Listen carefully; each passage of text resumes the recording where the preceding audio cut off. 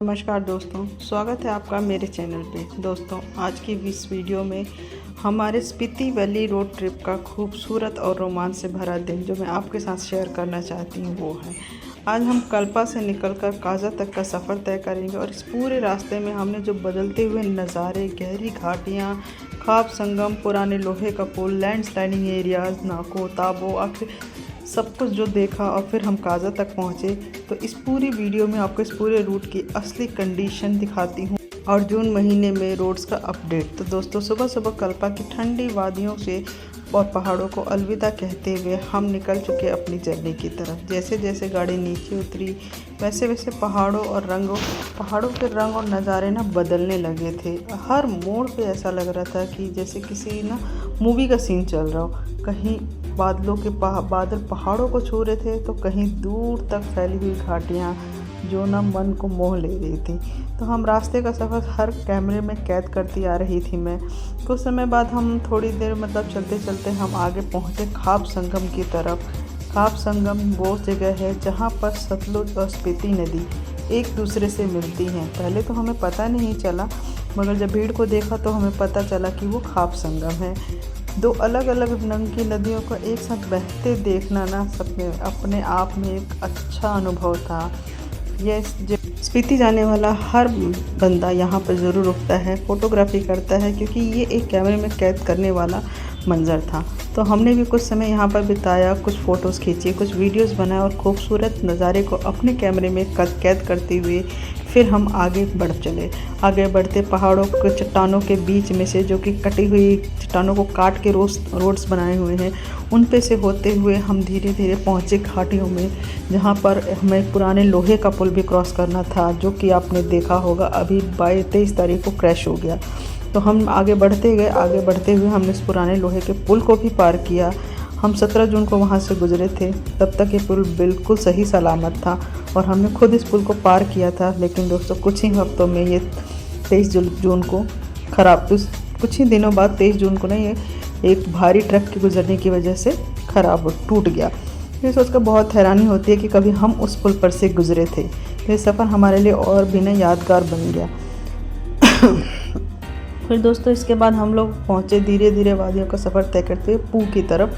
यहाँ पर हमने पेट्रोल भरवाने का सोचा था, लेकिन पेट्रोल पंप पर इतनी लंबी लाइन थी कि इंतज़ार करने का तो समय ही नहीं था। हम रुके भी थे, काफ़ी देर हम लाइन में लगे रहे, इंतज़ार भी किया, लेकिन दिक्कत यही कि बहुत लंबी लाइन थी, कम से कम 2-3 घंटे लग जाते। तो हमने सोचा कि क्यों ना 2-3 घंटे वेट करने से अच्छा है कि हम आगे का सफ़र तय करें। बीच में वहीं पर फिर रुक को थोड़ा सा बच्चों को कहीं हमने लंच ब्रेक भी करा दिया कि बच्चों को भूख लगी थी, थोड़ा सा हमने भी कुछ हल्का फुल्का खा ही लिया और थोड़ा सा गाड़ी को भी हमारी आराम चाहिए था, तो उसको भी हमने रोक के थोड़ा 1 घंटे के लिए उसको भी रेस्ट दिया। बच्चों ने खाना खा लिया, अपना थोड़ा सा आसपास घूमे, वहीं पे खेले थोड़ा सा, क्योंकि गाड़ी में बैठे बैठे भी थोड़ा सा हाथ पर होता है ना, वो स्टिफ हो जाते हैं। तो थोड़ा सा हमने भी रिलैक्स किया। फिर कहते हैं ना, पहाड़ों के बीच में हमने वहाँ पर राजमा चावल खाए।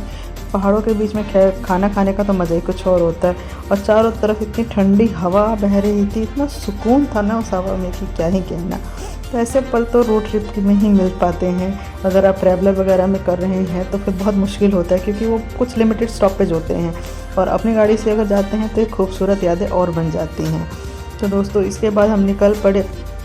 जैसे जैसे हम आगे बढ़ रहे थे वैसे वैसे हर किलोमीटर पर नज़ारे बदल रहे थे। हरे भरे पहाड़ अब सूखे पहाड़ों में बदल चुके थे और विशाल रंग बिरंगे पहाड़ों में बिल्कुल चेंज हो चुके थे। देख के ऐसा लग रहा था कि कैसा अलग ही एरिया है, हम कहाँ आ गए। कहीं भी कई जगह तो हमें ऐसे एरियाज़ मिले जहाँ पर लैंडस्लाइडिंग जोन थे, कहीं पर सड़कें बहुत ही पतली थी, फिर हमें साइड देने के लिए गाड़ियों को रुकना पड़ रहा था। तो कहीं पत्थर गिरे हुए थे, कहीं गिर भी रहे थे। तो रास्ता बहुत डरावना भी था, मज़ेदार भी था, अच्छा भी लग रहा था, तो डर भी लग रहा था। तो ऐसे रास्तों पे थोड़ा सा हमें ध्यान से चलना था, क्योंकि फैमिली पूरी साथ में थी, तो धीरे चलना और शांति से आराम से चलना ज़रूरी होता है। फिर इसके बाद धीरे धीरे आगे बढ़ते गए हम लोग, वादियों का आनंद लेते हुए। बच्चे भी मस्ती में आराम से गाड़ी में बैठे थे। फिर खुली वादियों में का मज़ा लेते हुए हम पहुँचे नाको की तरफ।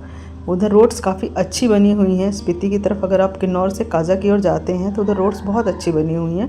तो ड्राइव करने में कोई दिक्कत नहीं होती, बट दिक्कत बस यही है कि आपको ध्यान से ड्राइव करना है, कोई स्पीडली ड्राइव नहीं करना है। तो उसके बाद हमने जब पेट्रोल वगैरह नहीं लिया, वहाँ से आगे बढ़ गए खाना वाना खाने के बाद। फिर इसके बाद हम पहुँचे नाको। नाको एक छोटा सा बहुत ही प्यारा हिमालय गांव है, और बहुत ही मतलब वहाँ नाको में बहुत रौनक थी। जैसे ही हम पहुँचे तो हमें मतलब वो देख के ही लगा कि हाँ, ये नाको का स्टॉपेज है। तो बहुत अच्छा फील हुआ वहाँ पर। हम रुके नहीं, सोचा था चाय पीने का, बट बच्चों ने भी मना किया कि नहीं, अभी हमें भूख नहीं है। तो हमने कहा कि कोई बात नहीं, जब बच्चों को नहीं है तो चलते हैं आगे। बीच में ऑन द वे हमने गाड़ी भी वॉश कर ली। तो ऐसे इन जगहों को देखकर ना ऐसा लग रहा था कि समय यहाँ पर बहुत धीरे धीरे चल रहा है। मतलब रास्ता जो है, हम लोग सुबह 9 सवा 9 बजे के करीब निकले, और वो रास्ता जो है ख़त्म होने का नाम ही नहीं ले रहा था। एंडलेस लग रहा था बिल्कुल हमें ना। फिर हम धीरे चलते गए हमने, और ऐसे लोहे के पुल हमने बहुत सारे क्रॉस किए यहाँ पर बीच में।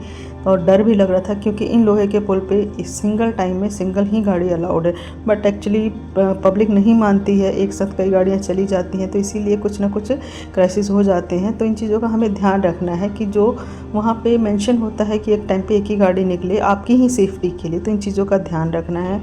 फिर उसके बाद हम पहुँचे बियरो की रोड्स की तरफ। वो बहुत अच्छी रोड्स बनी हुई थी, वहाँ पर हम पहुँचे। वहाँ से होते हुए सारा कवर किया हमने।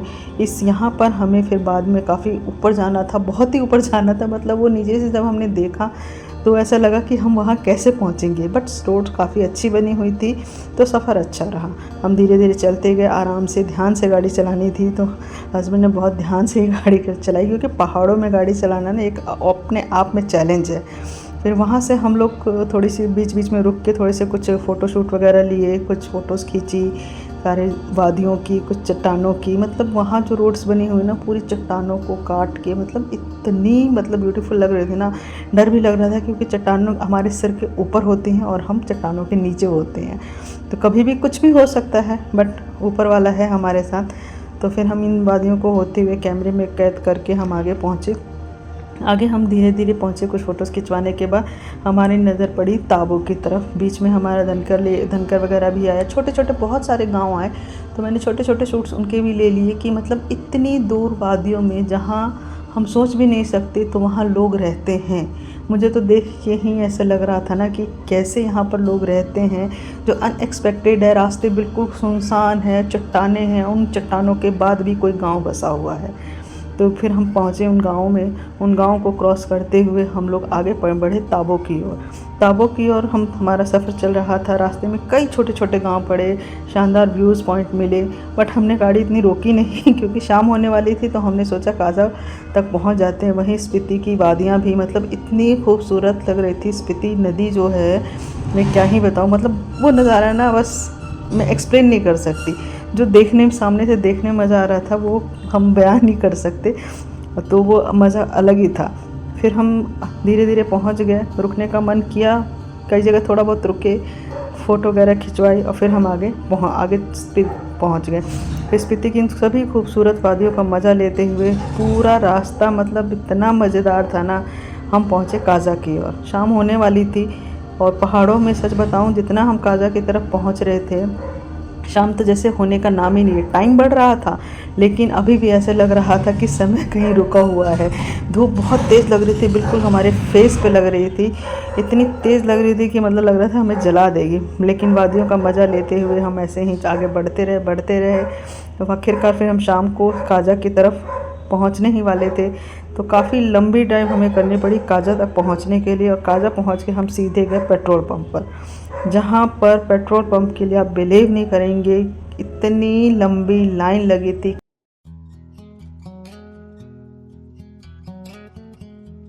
अब पेट्रोल तो हमें चाहिए ही था, क्योंकि टैंक हमारा हो गया था काफ़ी नीचे, 2 पॉइंट रह गए थे। तो क्या करें, मजबूरी का नाम कहते हैं ना महात्मा गांधी। तो बस हम लग गए लाइन में।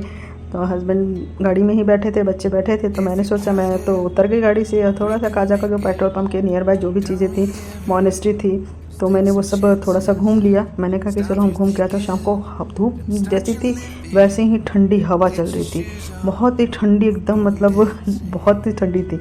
फिर उसके बाद हम लोगों ने कुछ फ़ोटोज़ वगैरह खिंचवाई वहाँ पर। बेटी मेरे साथ गई थी, हम दोनों ने अपने अपने फ़ोटोज़ खिंचवाई, क्योंकि बाकी दोनों बच्चे गाड़ी में ही थे, हस्बैंड भी गाड़ी में ही थे। तो हम लोग आसपास का एरिया हमने थोड़ा सा घूम लिया। फिर इतनी देर में घूम के फिर हम पेट्रोल पंप के पास पहुँचे, तब भी वो लाइन इतनी लंबी थी। अब रात हो चुकी थी, रात के करीब 8 बज चुके थे, फिर भी नंबर आने का नाम नहीं ले रहा था। मतलब इतना ट्रैफिक था वहाँ पर, इतनी लाइन लगी हुई थी काज़ा में, अनबिलीवेबल। तो जितने भी लोग हैं ना कि बताते नहीं है कि पप्पू के बाद पेट्रोल आपको कहीं नहीं मिलेगा, सिर्फ काज़ा में मिलता है। तो अपना टैंक या जो भी बैकअप है वो लेके चलिए, क्योंकि काज़ा में हमें 5 घंटे लग गए सिर्फ पेट्रोल लेने में। तो सोचिए इतने 5 घंटे में हमें पेट्रोल मिला, वो भी टंकी फुल नहीं हुई। तो फिर हमने सोचा कि नेक्स्ट मॉर्निंग लेंगे, तो अब जितना मिल सकता था उतना ले लिया। इतने लंबे इंतज़ार के बाद अब क्या ही कर सकते हैं, क्योंकि बिना पेट्रोल के तो आगे की जर्नी हमारी कंप्लीट भी नहीं हो सकती थी। तो हमने आगे पेट्रोल लिया, फिर उसके बाद हमने होटल में स्टे कर लिया, क्योंकि रात हो चुकी थी, बच्चे भी थोड़े से थक गए थे इतने लंबे ट्रैवल से।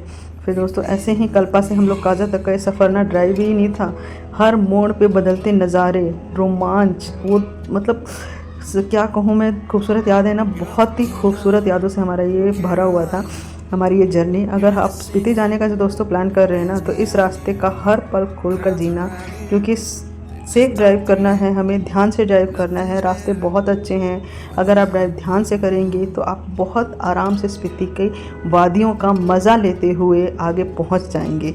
कोई दिक्कत नहीं हुई है, क्योंकि रोड्स बहुत अच्छी बनी हुई हैं। किन्नौर की जो सारी किन्नौर से काज़ा तक की जो रोड्स हैं ना, कल्पा से काज़ा तक की बहुत अच्छी हैं। मुझे तो ये रोड्स बहुत अच्छी लगी, क्योंकि आराम से आप ड्राइव करते। हाँ, लैंडस्लाइडिंग एरियाज़ जो आए हैं उसमें थोड़ा सा हमें लगा, क्योंकि वो काफ़ी अप्रॉक्सीमेट 50 किलोमीटर का एरिया ऐसा है जो लैंडस्लाइडिंग एरिया है, कभी भी लैंडस्लाइडिंग हो सकती है।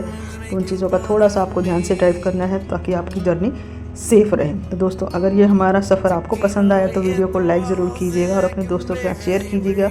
हम जून में गए थे, ये 17 जून का हमारा ये जर्नी रहा है। तो आपको मैं लाइव अपडेट ये देने के लिए बस वीडियो बनाया था, ताकि लोगों को लाइव रोड्स की कंडीशंस पता चल सके। फिर मिलते हैं अगले दूसरी वीडियो में, स्पीति वैली के अगले वीडियोज़ में। तब तक बाय बाय।